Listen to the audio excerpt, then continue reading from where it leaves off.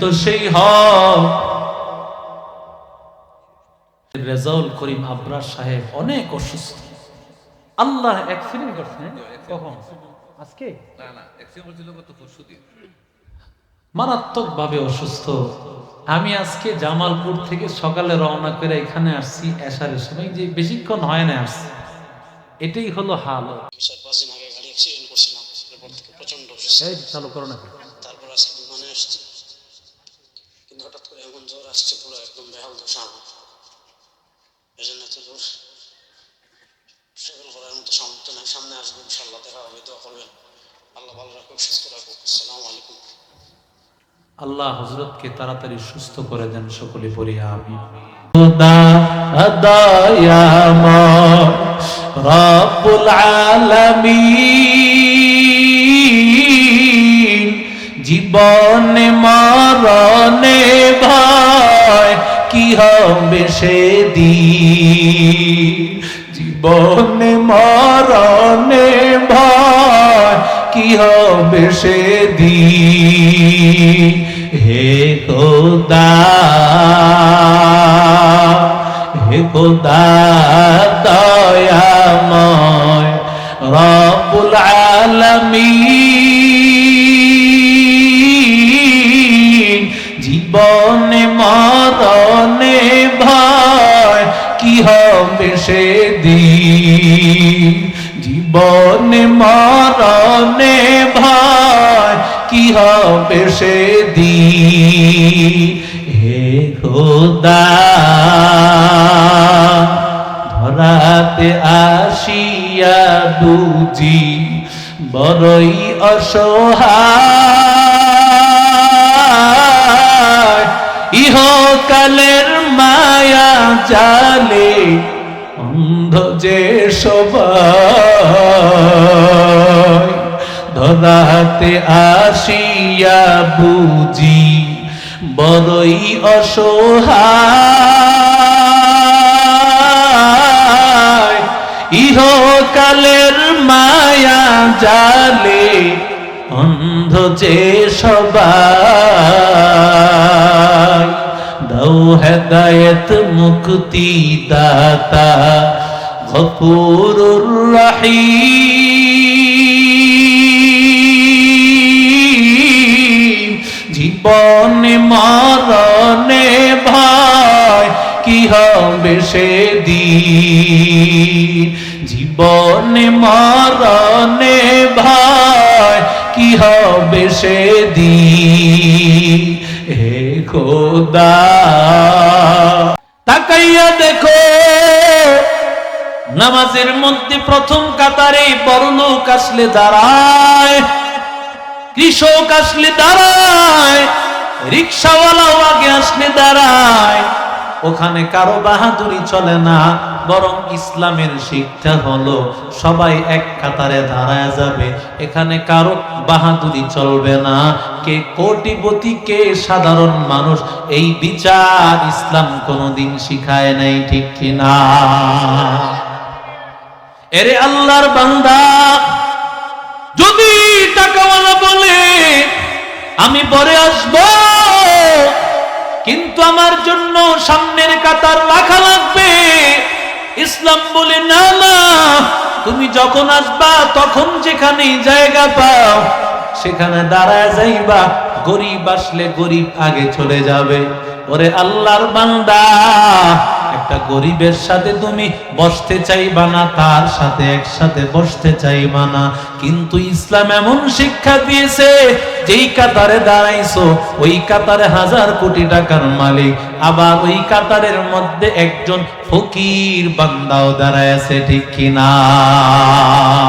হकीकत से तू दुनिया बेखबर है, दुनिया की नुमाइश पर नजर है, नमी गोया के अज दुनिया जुदा बाश बहर करे के बाशी बा खुदा बाश, चिस्ते दुनिया अज खुदा गाफिल बुदा, नहीं कमाशो নুকরাহ ফরজিন্দজা। হযরত ওমরের 13 জন সন্তান, কোন রাওয়ায়াতে আসছে 11 জন সন্তান। একজন সন্তানের নাম আব্দুর রহমান। আব্দুর রহমান নামক সন্তান মিশরের মধ্যে সে হঠাৎ করে মদ পান করে ফেলেছে। মিশরের তখন গভর্নর শাসক ছিলেন আমর ইবনুল আস। আমর ইবনুল আস রাদিয়াল্লাহু তাআলা আনহু তাকে নিয়ে শাসন করলো। ওমরের সন্তান বলিয়া তাকে ছেড়ে দেওয়া হয় নাই। শাসন যখন করলো ওমরের কাছে খবর আসছে। ওমর এই কথা শোনার পর ওমর বলে, তাড়াতাড়ি তার কাছে গিয়া খবর দাও, আমার কাছে তাকে নিয়ে আস। আল্লাহু আকবার বলে। যখন আব্দুর রহমানের কাছে খবর আসলো, তোমার বাবা বলেছে তোমাকে বাবার কাছে নিয়ে যাওয়ার জন্য। আব্দুর রহমান তো তার বাবাকে চিনে। আব্দুর রহমান বলে, একবার তো মায়ের খাসি, মায়ের খেয়েছে আমর ইবনুল আসের কাছে, আরেকবার খাইবো বাবার কাছে। সুবহানাল্লাহ কোন আরো জোরে বলেন। মাঝে মধ্যে সুবহানাল্লাহ আলহামদুলিল্লাহ বললেন। এক মাহফিলে যাওয়ার পর এক শ্রোতা গিয়া বলে, হুজুর আপনি কি মাহফিলের প্রধান বক্তা নি? হুজুর বলে, কেন কি হইছে? হুজুর মাঝে মধ্যে আমগো দিয়া নারায়ে তাকবীর আল্লাহু আকবারের স্লোগান দেওয়ায়। হুজুর বলে, ঘটনা কি? হুজুর কয়েকদিন আগে আপনি এক মাহফিলে আসছেন, ওই মাহফিল থেকে যাইতে যাইতে রাত 12টা। আমি যখন গিয়া দরজায় আওয়াজ করছি, আমার বিবি সাহেব দরজা খুলেন। তুমি এত রাইতে কোন জায়গা থেকে আসছো? বলে, আমি খাদিমুল কোরআন মাহফিল শুনে আসছি। তুমি বুঝি মাহফিল শুনুন না মানুষ না? কই থেকে আড্ডা দিয়ে আইছো, চা বিড়ি সিগারেট খাইছো, আর বলো তুমি মাহফিল শুনাইছো? হুজুর আল্লাহর কসম লাগে, মাহফিলের মাইক তো থাকে আপনাদের কাছে, যা কোন আপনারা কোন, আমরা তো শ্রোতা, আমরা তো কিছুই বলতে পারি না, আমাদের আওয়াজ তো শোনে না। মাঝে মধ্যে যদি নারায়ে তাকবীর আল্লাহু আকবারের স্লোগান দেওয়ার সওয়াবের সওয়াব হইব, ঘরের বউ ঠিক থাকবে। জোরে কোন ঠিক কিনা? এমন পুরুষ মহিলা মানুষের মধ্যে যেমন সন্দেহ করেন না মানুষ আছে, আমরা পুরুষ মানুষ তো একবারে ভালো না। বেটা বুড়ো হয়ে গেছি, বুড়া বয়সে বুড়ির লগে খেট খেট খেট খেট শুরু করছে। তুমি এই বুড়ি বয়সে কি শুরু করছো? তোমারে দেখলে আমার জোয়ান কালের দুঃখের কথা মনে পড়ে। বিয়াটা করছিলাম, একটা খাট পালং কিচ্ছু না, একটা টাকা না। এই বিয়াটা যদি এখন করতাম লাখ লাখ টাকা পাইতাম, কত ফার্নিচার পাইতাম। এই দুঃখের কথা মনে পড়ে তোমার দেখ। বুড়ি কয়, দেখছস? মাইয়ারে কয়, দেখছস তোর বাবা এই বুড়া বয়সে কি শুরু করছে? মাইয়া কয়, বাবা তুমি কি শুরু করলা এই বুড়া বয়সে? কয়, তোর মা রে বল সব কিছু বাদ, কিচ্ছু লাগবো না, একটা জিনিস আইনা দিতে ক। এখন সবার হাতে হাতে মোবাইল ফোন, মোবাইলের যুগ, একটা মোবাইল আইনা দিতে ক। এখন বুড়া বয়সে হৌর বাইর থেকে লইছে মোবাইল। জোরে কোন কি? এখন এই মোবাইল লয়ে যখন রাস্তায় নামছে, একটু সামনে যায়, এক লোক ডাক দিয়ে কয়, চাচা বুড়া বয়সে হৌর বাইর থেকে বলে মোবাইল লইছেন? কে কইলো? চাচি এনে কইল। আর একটু সামনে গেছে, কয় দাদা বুড়া বয়সে বলে হৌর বাইতে মোবাইল লইছেন? কে কইলো? দাদি এনে কইল। কই মহিলা সারা দেশ ছড়ায় লাইছে। মুরগা যেমন ডিম পাইরা কক কক করে সারা দেশ জানায়, কিছু মাইয়া লোকেরও খাসলত আছে। বাপের বাইর থেকে যদি মাশাআল্লাহ দিলে কিছু আনতারে সারা দেশ জানায়। জোরে কোন আছে না? না, এই এলাকার মহিলাদের অভ্যাস এমন না। এখন এই মোবাইলের ফাংশন বুড়ারা বেশি বুঝে না, ছোটরা বেশি বুঝে? আরো জোরে কোন বুঝেনি? বাপ রে বাপ, বুড়ারা তো মোবাইলও বন্ধ করতে পারে না। এই ছোট ছোট বাচ্চারা মোবাইলের ফাংশন বেশি বুঝে। এই বুড়ায় মোবাইল রাখতে একদিন বাইরে গেছে। বাইরে যখন গেছে, এই মোবাইল তো বুড়ির বাপের বাড়ির টাকা দিয়া কিনা না, আর একটা পাওয়ার আছে না। এই মোবাইল একদিন লইছে হাতে লইয়া, উল্টা পাল্টা কই জানি টিপ দিছে। এক মাইয়া লোক কয়, আপনার মোবাইলে 70 টাকা 75 পয়সা আছে। হ্যাঁ তো তেলে বেগুনে জ্বললা উঠছে। কই দিগাইও আমার বাপের বাড়ির টেয়া দিয়া মোবাইল কিনা তুমি কোন মাইয়া লোকের লগে খাতির করছো? আল্লাহর কসম লাগে এটা মাইয়া লোক না, এটা কম্পিউটার। আমারে বুঝায়ও না, কম্পিউটার এক জিনিস, মাইয়া লোক আর এক জিনিস। আমি তোমার ঘরের মহিলা জানি না তোমার মোবাইলে কত টাকা আছে, এই মাইয়া লোক কি করে জানে 70 টাকা 75 পয়সা আছে। এমন ঘরে ঘরে যৌতুকের আগুন, জোরে বলেন আছে না নাই? তুকু যাও সুন্নতে আহমদ তুকু যা বা মোহাম্মদ কাইবুয়াদ নিসবতরা কার শৈতান মিকুনি নামত ওয়ালি গরওয়ালি লানো তাস্তাই বরওয়ালি हम सूरत हम सिराते मुस्तफा दर तमामी हालियों को इत्तिबा इत्तिबा सुन्नत खैरुल बशर घीरे लाज़िम ताबुयाबी ऐ पेशा। उमरेर सन्तान আব্দুর রহমান যখন নেশা পান করেছে তখন তাকে শাস্তি দেওয়া হয়েছে। ওমর তাকে ডাকাইল। ওমর ডাকানোর পর ওমর রাদিয়াল্লাহু তাআলা আনহু সবার সামনে তিনিও শাসন করলেন, শাস্তি দিলেন। সাহাবায়ে কেরামেরা বললেন, ওমর ওরে তো একবার শাস্তি দেওয়া হয়েছে, আমর ইবনুল আস তাকে শাস্তি দিয়েছে, কেন আবার আপনি শাস্তি দিলেন? ওমর ডাক দিয়া বলে, রে ভাই, আমর ইবনুল আস শাস্তি দিয়েছে শরীয়তের বিধান হিসাবে, আর আমি তাকে শাস্তি দিয়েছি আদব শিক্ষা দেওয়ার জন্য। লিকুল্লি শাইইন জিনাতুন ফিল ওয়ারা وزينة المرء تمام الأدب از خدا خواهی میں توفیق ادب بے ادب محروم گشت از فضل را এরা নবীর আশিক উম্মতের দল। ওরে যুবক, আল্লাহ বলেন ইন্নামাল মুমিনুনা ইখওয়া ফাসলিহু বাইনা আখাওয়াইকুম। ওরে আল্লাহর বান্দা, মুমিনেরা একজন আরেকজনের ভাই, পরস্পরের মধ্যে ইনসাফ করো, ইনসাফ করো, জুলুম করিও না, কারণ জুলুমের জন্য আমার আল্লাহর দরবারে দাঁড়াইতে হবে। সাহাবায়ে কেরামেরা যদি মাঝে মধ্যে অন্যায় হয়ে যাইতো, সাহাবায়ে কেরামেরা কেমন ভাবে আমার আল্লাহর কাছে মাফ চাইতেন। নবীর একজন সাহাবী, নওজোয়ান সাহাবী, যুবক, আল্লাহর বান্দা, একটা উট ছিল, ওটটা হঠাৎ করে তার কাছ থেকে কোথায় জানি চলে গেছে। হঠাৎ করে তালাশ করে পায় না। ওরে আল্লাহর গোলাম, তালাশ করতে করতে গিয়া দেখে আল্লাহর বান্দারে উটটা, এক আল্লাহর বান্দা মুরব্বী, তার সামনে উটটা মরে পড়ে আছে। মুরব্বীকে গিয়া বলে, ও মুরব্বী, কে আমার উটকে মারল? আমার উটকে মেরেছে কে? মুরব্বী ডাক দিয়া বলে, তোমার উটটা আমার ক্ষেতের ফসলের মধ্যে মুখ দিয়েছে, তাই আমি রাগান্বিত হইয়া একটা পাথর নিক্ষেপ করেছি, এই পাথরের আঘাতে তোমার উটটা মারা গিয়েছে।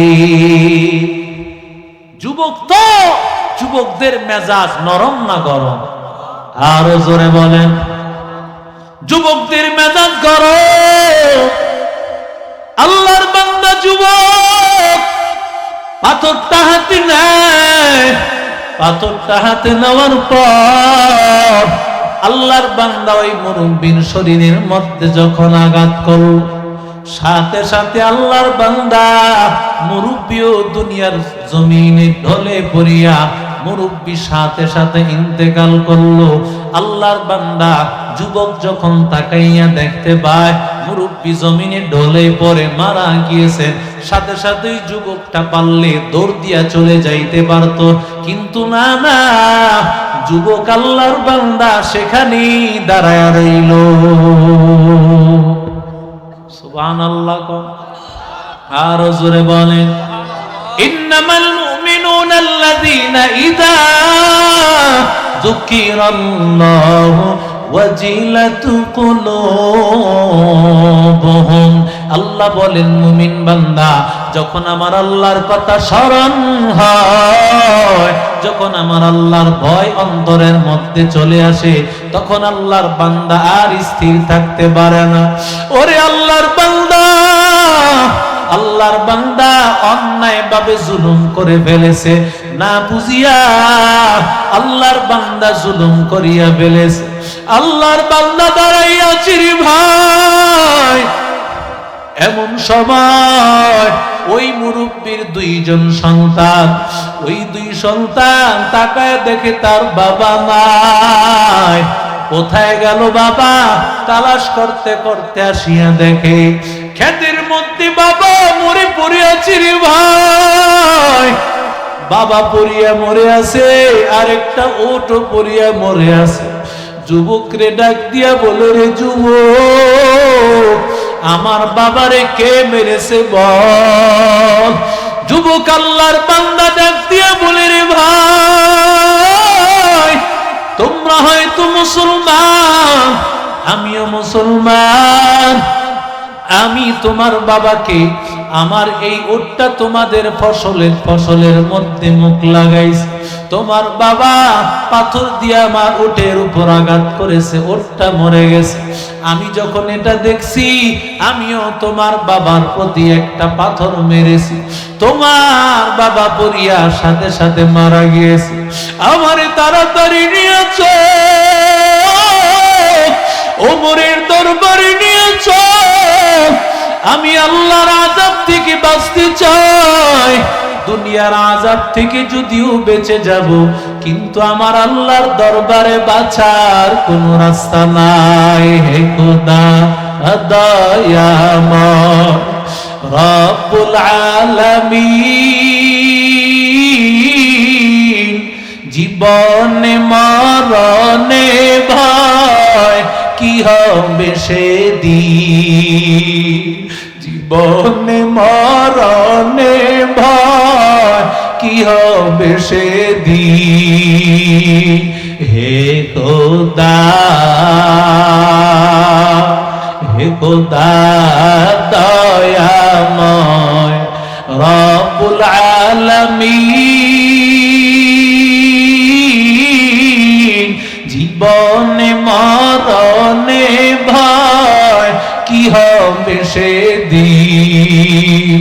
জীবনে মরণে ভয় কি হবে সেদিন।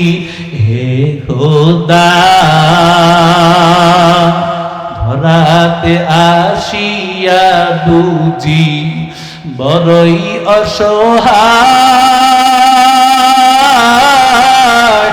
ইহকালের মায়া জালে অন্ধ যে সবাই।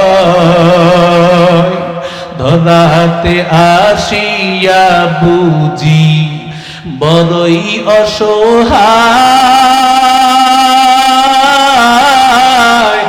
ইহকালের মায়া জালে অন্ধ যে সবাই।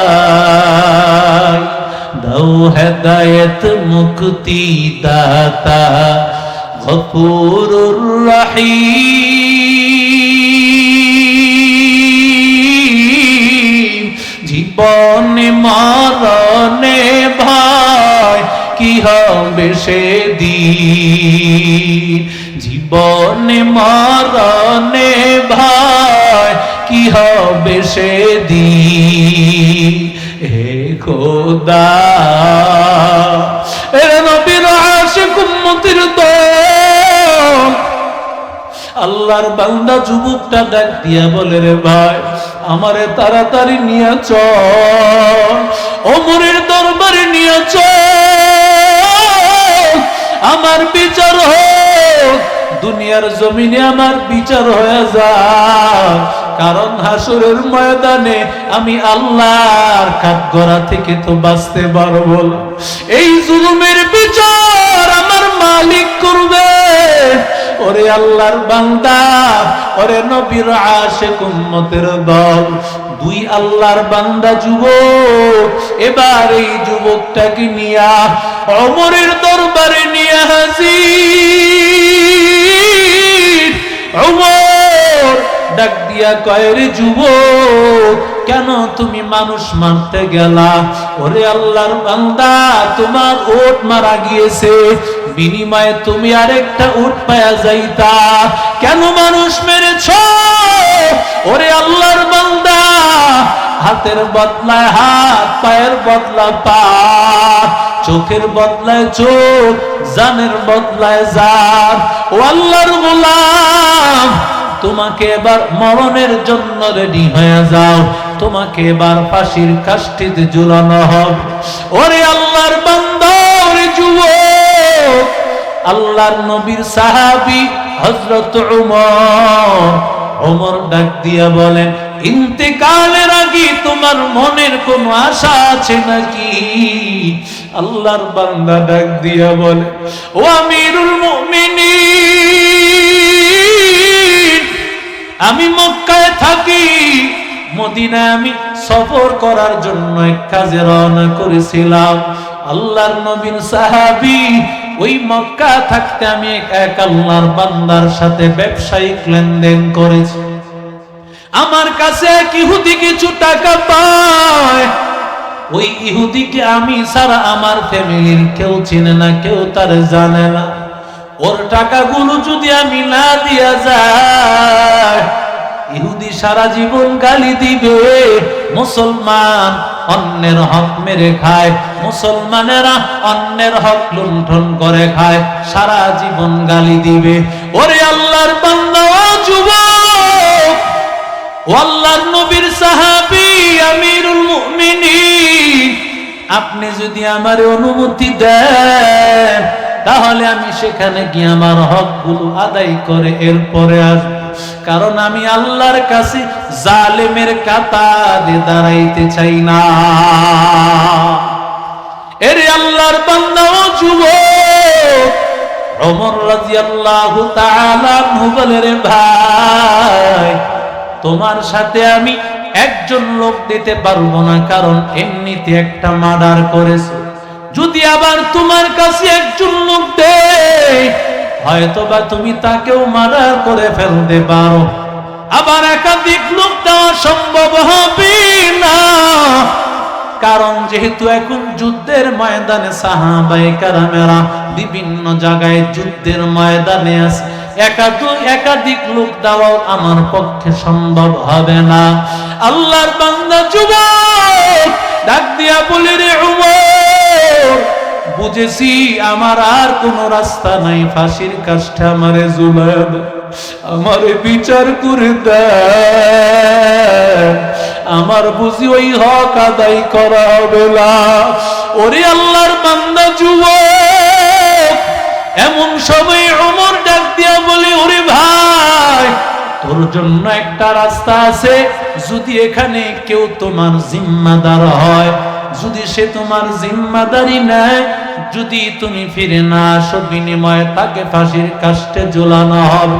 যদি জিম্মাদারি নিতে পারো, এমন একজন লোককে জিম্মাদার বানাইতে পারো, তাহলে তোমাকে অনুমতি দেওয়া হবে। যুবক আল্লাহর বান্দা ডাক দিয়া বলে, আমিরুল মুমিনিন, আমি এখানে সাধারণ একজন মুসাফির, এখানে আমার মা নাই। যদি আমার মা থাকতো, মা জিম্মাদার হয়ে যাই। আমার বাবাই যদি থাকতো, বাবাই জিম্মাদার হয়ে যাইতো। যদি আমার জোরের একজন ভাই থাকতো, ভাই জিম্মাদার হয়ে যাই। বুঝেছি আমার আর রাস্তা নাই, আমারে ফাঁসির কাস্টে ঝুলাবে। এমন সময় নবীর একজন সাহাবী বলে, ও আমিরুল মুমিনিন, আমিরুল মুমিনিন, আমি তার ভাই হয়ে গেলাম। ওরে আল্লাহর বান্দা, কারণ নবীজি তো সাহাবাই কারামকে বলেছেন আল মুসলিম আকুল মুসলিম। আল্লাহর নবী বলেছেন ইন্নামাল মুমিন, আল্লাহ বলেছেন ইন্নামাল মুমিনুনা ইখওয়া ফাসলিহু বাইনা আখওয়াইকুম, তোমরা একে অপরের ভাই, ভাই ভাইয়ের জন্য জানটা দিয়া দাও। আল্লাহর নবীর সাহাবী কে হাত তুলেছে জানো? তিনি আর কেউ না, তিনি পয়গম্বরের এমন একজন সাহাবী যার নাম হলো আবু যর। আবু যর নবীর একজন এমন আশিকে রাসূল, আমার নবীর মহব্বতে একটা ঘর আবু যর বানাইলাই। ওই আবু যর বলে, ও পয়গম্বরের সাহাবী, আমি আমার ভাইয়ের জিম্মাদার, ভাইয়ের জিম্মাদার আমি হয়ে গেলাম। কেমন আবু যর? আল্লাহর নবী রাহমাতুল লিল আলামিন একবার নবীর সামনে জিবরাইল আলাইহিস সালাতু ওয়াস সালাম হাজির। জিবরাইল আসার পরে বলেন, ও নবী তাকায় দেখেন না, ওই যে আপনার আবু যর সাহাবী যায়। নবী বলেন, জিবরিল ভাই, তুমিও কি আমার আবু যরকে চিনো? জিবরাইল বলে, পয়গম্বর, আমি একা চিনি না গো পয়গম্বর, বরং আসমানের যত ফেরেশতা আছে সব ফেরেশতা আপনার আবু যরকে চিনে। শুধু তাই নয় গো পয়গম্বর, আবু যরকে সবাই সম্মান করে, সবাই আবু যরকে মহব্বত করে। কেন ও জিবরিল? আমার আবু যরকে সবাই সম্মান করার কারণটা কি? আল্লাহর নবীকে ডাক দিয়ে বলেন, ও পয়গম্বর, কারণ আপনার আবু যরের একটা বড় আদর্শ হলো, আপনার আবু যর সব সময় সূরাতুল ইখলাস তেলাওয়াত করে। এই কালামে জিন্দা কুরআনে হাকীম, হিকমতে ও লা ইয়াজাল সুতু কদিম, জামিউল ইলমি ফিল কুরআনে হাকীম, তাকাসারাত আনহু আফহামুর রিজালি। এর নবীর আশিক উম্মতের দল পয়গম্বরের সাহাবী আবু যর দায়িত্ব নিলেন।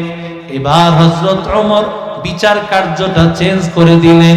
আল্লাহর নবীর সাহাবী বলে, ও যুবক, তোমারে দিলাম সময়, যাও যাও, 1 মাস সময় দিলাম।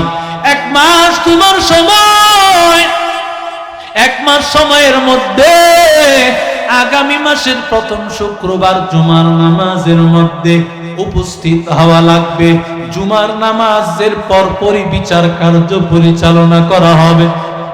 এবার আবু যরকে ডাক দিয়ে বলে, আবু যর না আসে তাহলে তোমার গর্দান কিন্তু কাটা যাবে। ওই মুরব্বীর 2 সন্তান বলল, তোমরা ঘরে যাও, ঘরে তোমরা চলে যাও। আগামী মাসের প্রথম শুক্রবার এমন সময় আসবা, জুমার নামাজের সময় আসবা, জুমার নামাজের পরে বিচার কার্য পরিচালনা করা হবে। ওরে আল্লাহর বান্দা, এর নবীর আশিক উম্মতের দল, আল্লাহর বান্দা যুবক হাজারো কিলোমিটার দূর পাড়ি দিয়া এবার ওই ইহুদির যেই হক ছিল, হক গুলো সে আদায় করল। আদায় করি আল্লাহর বান্দা এবার মায়ের কাছে গিয়া হাজির। মাকে গিয়া বলি, মা গো, তোমার সন্তানকে বিদায় দাও। ও মা গো, তোমার সন্তানকে বিদায় দাও। প্রতি সময় তোমার কাছে আসিয়া বিভিন্ন সময়ে ব্যবসায় বের হতাম, সফরে বের হইতাম, তুমি তোমার সন্তানকে বিদায় দিতা। মাগো, আজকেও বিদায় দিবা? তোমার সন্তানকে জীবনের শেষ বিদায় দিয়ে দাও মা, কারণ আজকের পরে তোমার সন্তান আর ফিরে আসবে না। বল কত কষ্ট করেছো মা, কত কষ্ট করে দুধ পান করাইছো, মাগো দুধের ঋণটা মাফ করে দিও। তোমার সন্তান অন্যায় করেছে, তোমার সন্তানের জীবন যাবে, ফাঁসির কাস্টে ঝুলানো হবে, মাফ করে দিও গো মা, আর বুঝি তোমার সাথে দেখা হবে না গো মা। ওরে আল্লাহর বান্দা, মায়ের কাছ থেকে বিদায় নেওয়ার পর আল্লাহর বান্দা দৌড়াইয়া এবার বাবার কাছে গিয়া হাজির। বাবার কাছে গিয়া বলে, বাবা গো মাফ করে দাও, আমারে ক্ষমা করে দাও। বাবা গো বুকে নিয়ে কত আদর করেছো, কত মায়া করেছো, কত ভালোবাসা দিয়েছো, কত বুকে নিয়া কত গল্প শোনাইছো। আজকে জীবনের শেষ সময় তোমার সন্তানটাকে একটু বুকে নিয়ে আদর করো, কারণ আর তোমার সন্তানকে দেখবা না, আজকের দিনের পরে আর দেখবা না গো মামা। জীবনের শেষ বিদায় দাও, তোমার সন্তানের সব অন্যায় গুলো মাফ করে দিও। ওরে আল্লাহর বান্দা যুবক, মা বাবার কাছ থেকে বিদায় নিয়া আল্লাহর বান্দা যুবক এবার রওনা করেছে। ওদিক দিয়া জুমার নামাজের সময় হয়ে গেছে, জুমার নামাজের সময়, কিন্তু আল্লাহর বান্দা যুবক এখনো আল্লাহর বান্দা হাজির হয় নাই। আল্লাহর বান্দা যখন এখনো উপস্থিত হয় নাই, ওদিক দিয়া ওমর রাদিয়াল্লাহু তাআলা আনহু, যখন ওমর রাদিয়াল্লাহু তাআলা আনহু তাকায়া দেখলেন এখনো হাজির হয় নাই, তাড়াতাড়ি জল্লাদকে খবর দিয়েছে, আবু যরকে খবর দাও, কারণ যদি ওই আল্লাহর বান্দা যুবক না আসে আবু যরের গর্দান কাটা যাবে, আবু যরের গর্দান কাটা যাবে। ওরে যুবক, জুমার নামাজ হয়ে গেল, এখনো পর্যন্ত আল্লাহর বান্দা যুবক আসে নাই। এমন সময় যখন জল্লাদকে অর্ডার দিল, জল্লাদও রেডি হয়ে আছে, ওমর কান্না করতেছে রে ভাই। সমস্ত মদিনার আশেপাশে যারা দাঁড়াইয়াছিল সবাই কান্না করতেছে, কারণ আবু যর গফারি তো নবীর জান্নাতি সাহাবী, নবীর একজন জান্নাতি সাহাবী। আর যে সাহাবী দাঁড়াইছে অপরাধ তো তার না, আরেকজন অপরাধ করেছে, কিন্তু বিপরীতে সে ভাইয়ের মহব্বতে দাঁড়াইয়া আছে। ওরে আল্লাহর বান্দা যুবক, এরে নবীর আশিক উম্মতের দল, আল্লাহর বান্দা হযরত ওমর আল্লাহর কাছে কেঁদে কেঁদে বলে, আয় আল্লাহ, একজন নিষ্পাপ জান্নাতি মানুষকে আল্লাহ, আয় আল্লাহ, শরীয়তের বিধান তাই দাঁড় করায় দিলাম, আয় আল্লাহ, কলিজা মানে না রে মালিক। আল্লাহর নবীর সাহাবী আমিরুল মুমিনিন ওমর জল্লাদকে অর্ডার করেছেন, জল্লাদও কান্না করতেছে, সব মদিনার মধ্যে কান্নার রোল পড়ে গেছে। জল্লাদ আঘাত করবি রে ভাই, এমন সময় কোন সাহাবীরা ডাক দিয়া বলে, ও আমিরুল মুমিনিন, থামেন আমিরুল মুমিনিন, কে জানি ধুলা উড়াইয়া আসতেছে, কোন আল্লাহর বান্দা জানি আসতেছে, আমিরুল মুমিনিন। এমন সময় সবাই থামিয়া গেল, থামিয়া যাওয়ার পর সবাই তাকাইয়া দেখে ওই যুবক আল্লাহর বান্দা আসিয়া হাজির। যুবক ডাক দিয়া বলে, আমিরুল মুমিনিন, আমারে তাড়াতাড়ি আমারে আসামির কাঠগড়ায় দাঁড় করা। আল্লাহর নবীর সাহাবী আমার ভাই আবু যরকে নামায় দেন, কারণ আমার ভাইয়ের কোনো দোষ নাই। আমারে তাড়াতাড়ি ফাঁসির কাষ্ঠে ঝুলান, আমারে তাড়াতাড়ি শাস্তি দেন। আমি আমার ঋণ শোধ করে আসছি 1000 কিলোমিটার দূর থেকে। ওরে আল্লাহর বান্দা, ওমর তো এবার তাকায়া দেখে এক জান্নাতি বান্দারে নামাইলাম, এখন তো তাকায়া দেখতেছি আরেক জান্নাতি বান্দাকে দাঁড় করায় দিলাম। সেও তো জান্নাতি। ওরে আল্লাহর বান্দা, কারণ যে 1000 কিলোমিটার দূরে নিজের হক আদায় করার জন্য যায়, সে তো অন্যায় ভাবে কাউরে মারতে পারে না। ওর গুনাহ তো আল্লাহ এমনি মাফ করে দিয়েছে। আল্লাহকে বলে, ও মালিক, আয় আল্লাহ, এক জান্নাতি মানুষকে নামাইয়া আরেক জান্নাতি মানুষকে উঠাইলাম। আয় আল্লাহ, কি করব রে আল্লাহ? এবার যখন উঠায় দিয়েছে, জল্লাদ রেডি হয়ে গেছে। ওদিক দিয়ে ওই মুরব্বীর 2 সন্তান হযরত ওমরকে ডাক দিয়া বলে, আমিরুল মুমিনিন, না না, তার গর্দান আলাদা করা হবে না। কি হয়েছে বলো? বলে, এতদিন আমরা ছিলাম 2 ভাই, আজকে থেকে আমরা এই ভাইটাকেও নিজের ভাই বানায় নিলাম।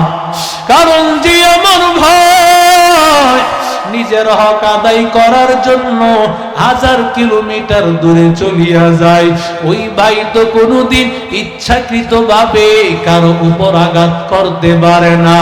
ওরে আল্লাহর বান্দা যুবক, ওরে আল্লাহর গোলাম, এজন্য জুলুম অন্যায় ছাড়িয়া দাও। যদি অন্যায় না ছাড়ো, ইনসাফের বিচার যদি সমাজে পরিচালনা না করো, তুমি মা বাবা সন্তানের উপর ইনসাফ করা লাগবে। তুমি শিক্ষক, তোমার ছাত্রের উপর তোমার ইনসাফ রয়েছে, ছাত্রের উপর তোমার ন্যায় বিচার হবে। যদি তোমার যতটুকু সময় ওইটুকু সময়ের পরিমাণ দাও, তাহলে ইনসাফ হবে। আর যদি সময়ের কম দাও, তাকে ঠিক মতো না পড়াও, তাহলে ইনসাফ হবে না। ও আল্লাহর বান্দা, তোমার সন্তানটাকে কোরআন শিক্ষা দেওয়া, দিনদার বানানো, আল্লাহওয়ালা বানানো, নামাজি বানানো, এটা তোমার তুমি মা বাবার দায়িত্ব। সন্তানকে যদি এমন না বানাও, সন্তানকে যদি তুমি না শিক্ষা দাও কোরআন, সন্তানকে যদি তুমি নামাজ না শিক্ষা দাও, দিনদারি না শিক্ষা দাও, তাহলে সন্তানের উপর তুমি ইনসাফ করলা না। ওরে যুবক, তুমি দোকানদারি করো, দোকানের মধ্যে কাস্টমার এসেছে, ওই কাস্টমারকে তুমি পূর্ণাঙ্গ দেওয়া, এটা তোমার ইনসাফ। যদি পূর্ণাঙ্গ দাও, যদি পূর্ণাঙ্গ না দাও, হাসরের ময়দানে তুমি ধরা খেয়ে যাইবা, আল্লাহর কাজ করায় ধরা খেয়ে যাইবা। ওরে আল্লাহর বান্দা, রে নবীর আশিক উম্মতের দল, কারণ আমার আল্লাহর দরবারে কিন্তু সবাই ধরা খেয়ে যাবে। এরে আল্লাহর বান্দা, ওরে দুনিয়ার মালিক, তোমার অধীনস্থ শ্রমিকেরা যারা কাজ করে, এরাও, এদের প্রতি তোমার ইনসাফ করা লাগবে। যদি কাজ তুমি বেশি চাপায়া দাও, যদি যেই পরিমাণ কাজ করে সেই পরিমাণ বেতন না দাও, তাহলে বেইনসাফি করলা, জুলুম করলা। হাসরের ময়দানে এর বিচার আল্লাহর কাঠগড়ায় হবে, ঠিক কিনা? রহমাতুল লিল আলামিন, আমার মায়ার নবী, রহমাতুল লিল আলামিন, ইন্তেকালের আগে আমার মায়ার নবী বড় অসুস্থ হয়ে পড়ে আছে। নবীজি আমার মসজিদে যেতে পারে না। এরপরও আমার মায়ার নবী 2 জন সাহাবীর কাঁধে ভর করে করে নবী মসজিদে যাই। সুবহানাল্লাহ। আরো জোরে বলে, আমার মায়ার নবী এত অসুস্থ, এরপর আমার মায়ার নবী নামাজ ছাড়ে না। আল্লাহর নবী রাহমাতুল লিল আলামিন অসুস্থ হয়ে পড়ে আছে। নবীজি বলেন, আবু বকর যাও যাও, আমার যায় নামাজে দাঁড়ায় যাও, আমার নামাজের জায়গায় তুমি ইমামতি কর। ওরে আল্লাহর বান্দা, নবীর কাতারে দাঁড়াইয়া আছেন আবু বকর, ওদিক দিয়া হুজরা শরীফে আমার মায়ার নবী ঘুমাইয়া আছেন, শুয়ে আছেন। আয়েশা সিদ্দিকাকে বলেন, ও আয়েশা, জানালাটা একটু খুলিয়া দাও না রে আয়েশা, জানালার কাপড়টা খুলিয়া দিন। নবীজি তাকাইয়া আছে আর চোখের পানি ফালায়া ফালায়া কান্না গো। আয়েশা বলেন, নবী গো কেন কান্না করেন? নবী ডাক দিয়া বলেন, আয়েশা তুমি জানো আয়েশা, এই কাতার দাঁড় করাইতে গিয়া আমি নবী তায়েফের মার খেয়েছি। এই কাতার দাঁড় করাইতে গিয়া আমি মায়ের নবী বদরের ময়দানে মার খেয়েছি আয়েশা। ও আয়েশা জানো, এই কাতার দাঁড় করাইতে গিয়া আমি আল্লাহর নবী রাহমাতুল লিল আলামিন উহুদের প্রান্তরে মার খেয়েছি। ওরে আল্লাহর নবী রাহমাতুল লিল আলামিন, আমার মায়ার নবী কয়েকদিন অসুস্থ থাকার পর এবার আমার মায়ার নবী রাহমাতুল লিল আলামিন মসজিদে গিয়া হাজির। আল্লাহর নবী রাহমাতুল লিল আলামিন সাহাবাই কেরাম সবাইকে একত্রিত করেছেন। ও সাহাবাই কেরামেরা সবাই হাজির হও, আমি তোমাদের কাছে কিছু গুরুত্বপূর্ণ কথা বলবো। আল্লাহর নবী সব সাহাবীদেরকে ডাক দিয়েছে। নবী ডাক দিয়ে কয়, এটা হয়তো তোমাদের জীবনের শেষ নসিহত আমার। আল্লাহর নবী ডাক দিয়া বলেন, ও সাহাবীদের দল, আমি নবী কারো উপর কোন জুলুম করেছি কিনা, কারো অন্যায় ভাবে কারো হক মেরে খেয়েছি কিনা বল। ওরে আল্লাহর বান্দা, নবী বলেন, কে আছো? আমি নবী রাহমাতুল লিল আলামিন, একটা টাকাও তোমার অন্যায় ভাবে হয়তো না বুঝে আমি খেয়ে ফেলেছি, তার উপর আমি জুলুম করছি। সাহাবাই কেরামেরা সবাই কান্না শুরু করে দিছে, কারণ সব সাহাবীরা মনে করছেন, আরে নবীকে বুঝি আর আমরা পাবো না। এরে নবীর আশিক উম্মতির দল, আমার মায়ার নবী রাহমাতুল লিল আলামিন, আমার নবী বলেন, কে আছো? আমি অন্যায় করেছি, আজকে বলো, আমি তোমার হক আদায় করে দিব। এক সাহাবী বলেন, পয়গম্বর একবার যুদ্ধের ময়দানে যাবেন, কিছু টাকা লাগবে, আপনি আমার কাছে কর্জ চেয়েছিলেন, আমি দিয়েছিলাম। নবীর সাহাবী চাচাতো ভাই ফজল ইবনে আব্বাস রাদিয়াল্লাহু তাআলা ফজলকে ডাক দিয়া বলে, রে ফজল, তাড়াতাড়ি ফাতিমার কাছে যাও, সেখান থেকে গিয়া তাকে টাকা দিয়া দাও। তাকে টাকা আদায় করে দিল। নবী আবার ডাক দিয়া বলে, কে আছো? আমি নবী তার উপর জুলুম করেছি, অন্যায় করেছি। এমন সময় এক সাহাবী ডাক দিয়া বলেন, নবী গো, যুদ্ধের ময়দানে আপনি একবার তরবারি ঘুরাইতেছিলেন, তরবারির একটা অংশ আমি সাহাবীর শরীরে লেগে গিয়েছিল। ও নবী, আপনি আমার শরীরে আঘাত করেছিলেন। নবী তাড়াতাড়ি ডাক দিয়া কয়, ফজল তাড়াতাড়ি ফাতেমার ঘরে যাও, গিয়া একটা তরবারি নিয়ে আসো। ফাতেমার ঘরে গিয়া হাজির। ফাতেমা তরবারি দাও। কেন তরবারি চাও? কারণ এখন তো যুদ্ধের সময় না। বলে আল্লাহর নবী নাকি কার উপর জুলুম করেছে তার কাছ থেকে হক নিবে সাহাবী। ও তাড়াতাড়ি তরবারিটা দাও। তরবারি নিয়ে ফজল ইবনে আব্বাস হাজির। ফাতেমা হাসান হুসাইন যখন ঘরের মধ্যে হাজির, হাসান হুসাইনকে বলে তাড়াতাড়ি যাও, তোর নানা জানের কাছে তাড়াতাড়ি দৌড়াইয়া যা, তোর নানা ভাইকে কে যেন আঘাত করবে, যা। হাসান হুসাইন দৌড়াইয়া গিয়েও হাজির। ওদিক দিয়া পয়গম্বরের সামনে তরবারি নিয়ে গেছে।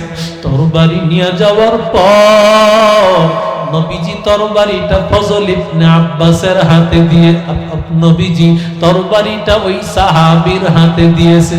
বলে আজকে তুই তোর প্রতিশোধ নাও।